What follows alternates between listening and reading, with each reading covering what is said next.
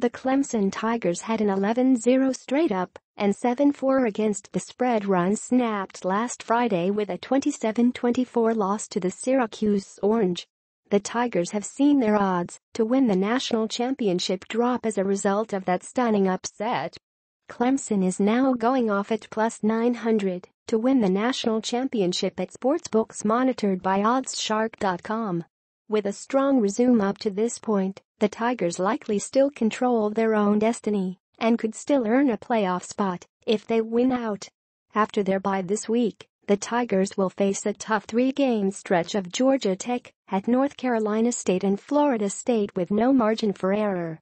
The Alabama Crimson Tide are now far and away the top team to beat, going off at minus 110 to win the title. In addition to being the most dominant team in college football, the Crimson Tide also hold a huge advantage with their 7-0 SU record.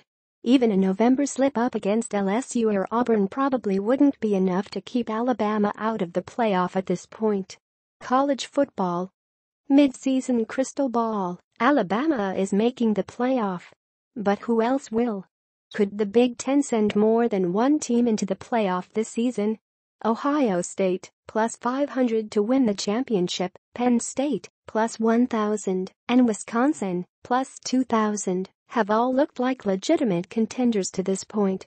There is still plenty of time left in the regular season for things to sort themselves out, but outside of the sex sending both Alabama and Georgia, plus 1,000, into the playoff, this is the only other conference in such a position.